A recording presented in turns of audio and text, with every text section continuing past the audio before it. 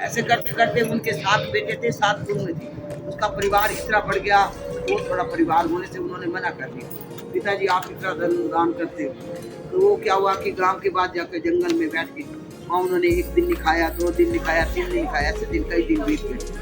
तो भगवान उनको स्वप्न में दर्शन दिए कि जंगल में आंवले का पेड़ है, आप उठकर दान करो और आओ खाओ खाओ पियो। अब उन्होंने सुबह उठकर देखा तो जंगल में एक लदा हुआ पेड़ आंवले का देखकर बड़ा खुश हो गए। उन्होंने आंवला दान भंडार सब कुछ उन्होंने करके अब बड़ा खुशी रहने लगे। अब क्या हुआ कि दूसरे राजा ने चढ़ाई कर दी उनके बेटों पर, वो उनका सारा धन उनके इंडिया वो इधर उधर गाँव में भटकने लगे। अब उनके जो 7वें नंबर की बेटे की बहू थी वो उसके घर में काम करने आई। तो वो चटाने को कि आज थोड़ी मेरी पीठ मसल दी। जैसे ही वो पीठ मसलने लगी तो उस पर मस्सा था। मस्सा देखकर वो आकाश से गिरा। बोली हमारी सास के भी ऐसे मस्सा था, हमने उनको घर से निकाल दिया।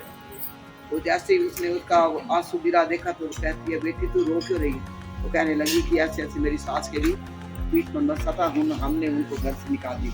तो कहने लगी कि बेटी मैं ही तेरी सास हूँ, मैंने तेरे को पहचान लिया।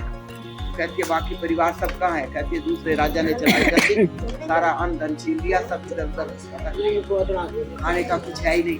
तो कहने लगी कि ठीक है कल तुम उनको हमारे खेत पर काम करने के लिए लिया। घर में गई तो कहने लगी कि गांव के बाहर एक आवलिया सेठ रहता है, उनके घर का काम पे जाएंगे। सिठारी सेठ से बोलती है कि जो आज मजदूर काम करने आएंगे उनको वेतन ज्यादा देना, उनसे काम कम लेना। तो कहने लगा ठीक है। अब वो काम करके जैसे ही वेतन लेने लगे तो वो उनके बच्चों ने पहचान लिया ये तो पिताजी हमारे, चरणों में गिर पड़े। तो तब वो अपनी सारी बात बताई। तो कहने लगे कि ये खेत खलिहान अन्न भंडार सब तुम्हारे, तुम यही तलाश करो। तभी से वो आवलिया नाम से राजा विख्यात हो गया।